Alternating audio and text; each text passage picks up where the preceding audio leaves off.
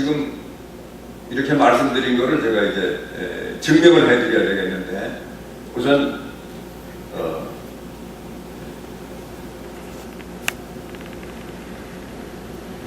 통일 비용이 어떤 것들인가 간략하게 말씀을 드리도록 하겠습니다.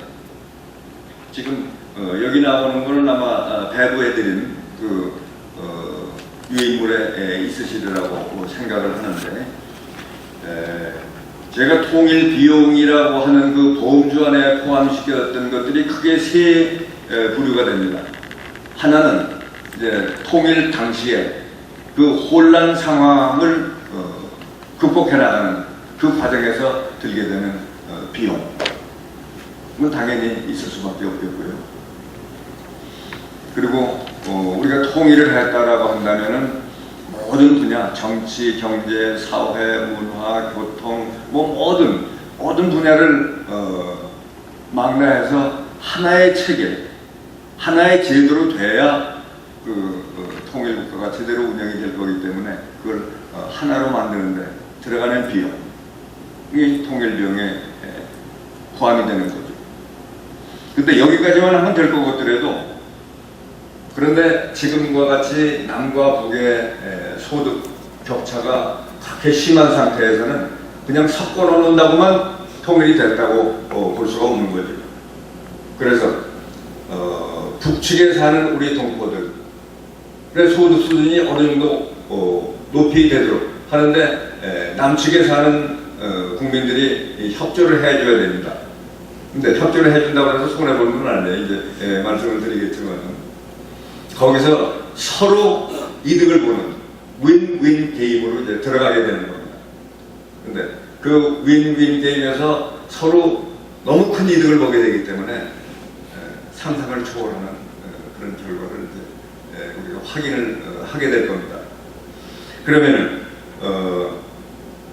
이 북쪽에 사는 우리 동포들은 우리가 지금 이런 능력이 있고 이런 식으로 구도를 잡아서 제대로 해나간다고 한다면 남북이 다 같이 평화로운 속에서 함께 잘 살 수 있다는 것을 북측에 있는 국민들도 느껴야 됩니다. 알아야 됩니다. 남한에 있는 사람들만 알아서도 안 되고, 또 해외 동포들, 여러 동포 선생님들만 또 혼자 알고 계셔도 안 되는 거고, 북한에 있는 사람도 알고, 그러니까 우리 견해 모두가 이 사실을 그대로 확인을 하는 거가 중요합니다. 그래서 다 함께 통일로 가는 길에 자신감을 가지고 나간다면, 그러면 통일은 반드시 오리라는 생각을 합니다.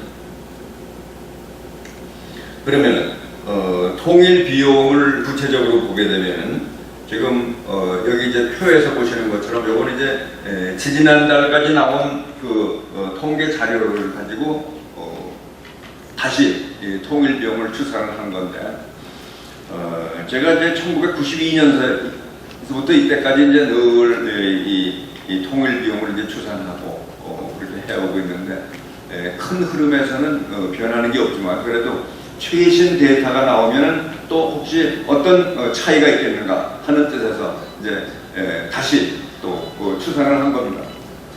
그러면은 여기서 이제 남북 소득을 조정하는 기간에 들어가는 그 비용, 그게 사실은 비용이라기보다는 엄밀하게 말하면 투자입니다.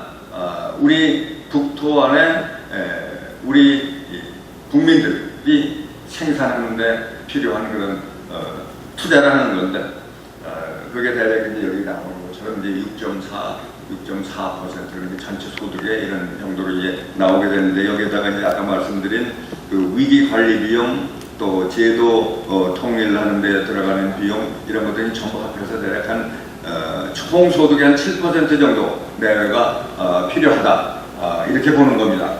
그러면 물론 그 세 가지 중에서도 물론 서로 중복이 되는 부분도 있고 이러기 때문에 엄밀하게 이제 그걸 따지게 되면 더 이제 세밀한 그런 추산이 나올 수 있겠습니다만은, 이거는 조금 더 많고 적고 중복되는 부분 이렇게 해서 전부 망라해서 한 7% 정도 를 잡으면은 전체적인 그 그림 속에서 우리가 파악을 해볼 수 있기 때문에 저걸 바탕으로 해서 이제 말씀을 드리는 겁니다.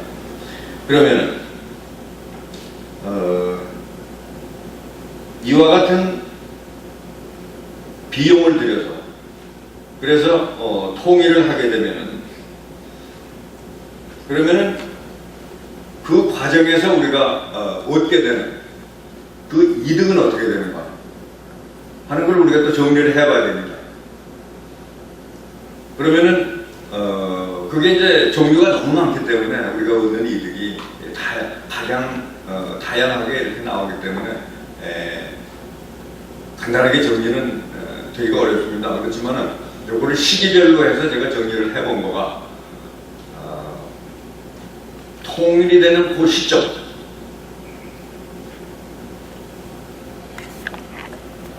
그 시점에서 바로 생기는 이득이 이것만 하더라도 엄청난 겁니다. 그게 뭐냐면은 분단 상태가 종식되었기 때문에 그동안에 분단 상태에 놓여 있었기 때문에 치르던 모든 비용들, 그걸 우리가 이제 쉽게 통틀어서 이제 분단 비용이라고 말할 수 있습니다. 거기에는 뭐 과도한 군사비라든가 뭐 유형무형의 뭐 여러 가지 비용을 우리가 생각을 해볼 수가 있겠죠.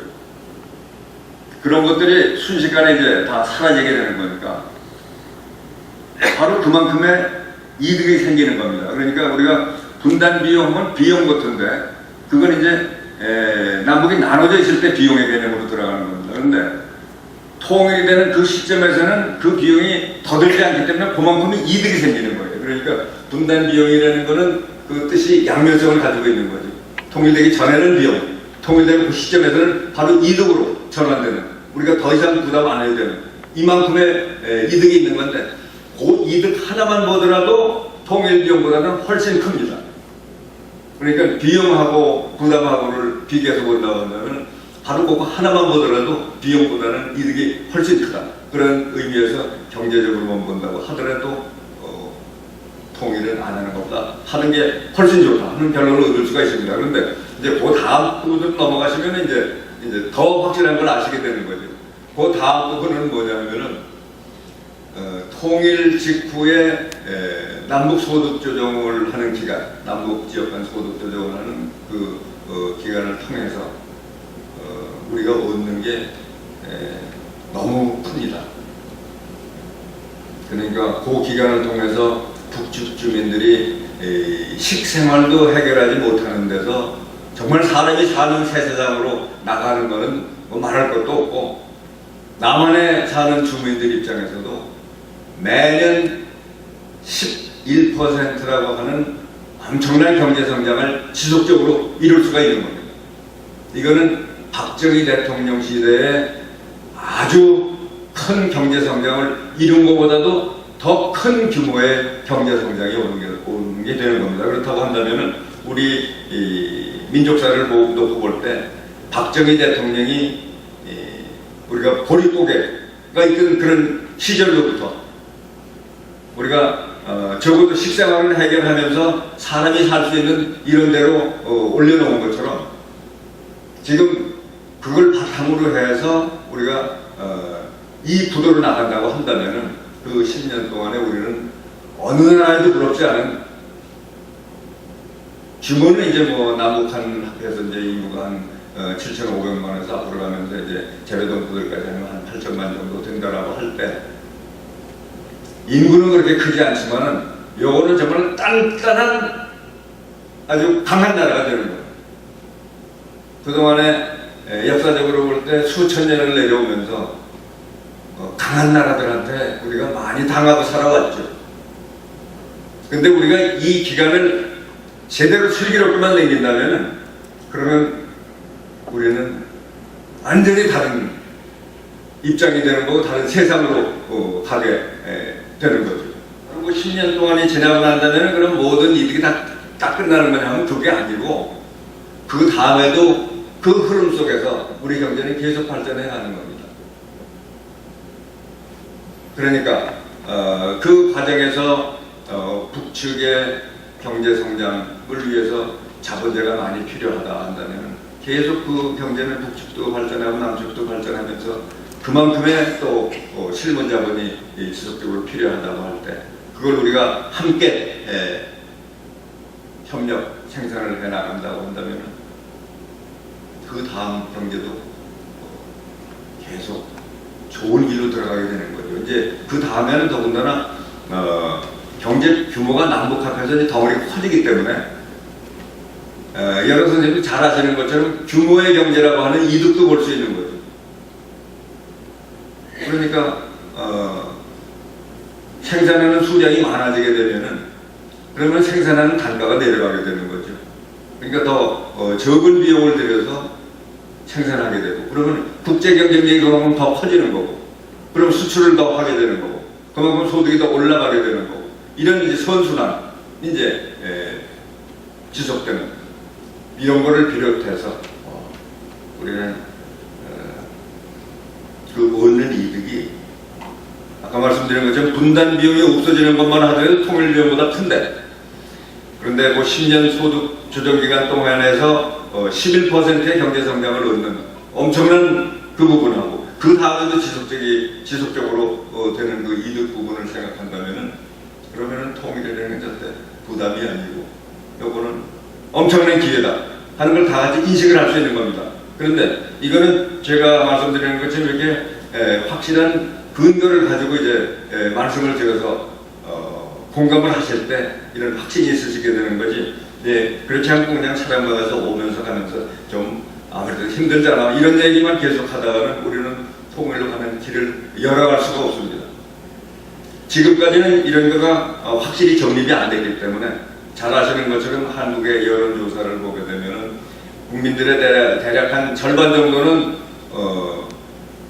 통일에 대해서 아주 무관심한 이런 상태입니다. 그래서 통일이 필요하다 하는 사람들이 뭐 한 절반 정도 이렇게 나오고 또 젊은 사람들 쪽으로 갈수록 더더군다나 더 그 필요성을 느끼지 않고 이렇게 되어 있는데 이 지금 우리가 같이 논의하는 이거를 모두 함께 확실히 확인할 수 있다면은 그러면은 통일은 부담스러워서 그냥 이럴 게 아니고 오히려 그거 하나만 경제적인 면 하나만 생각하더라도 우리는 통일적으로 가야 된다 하는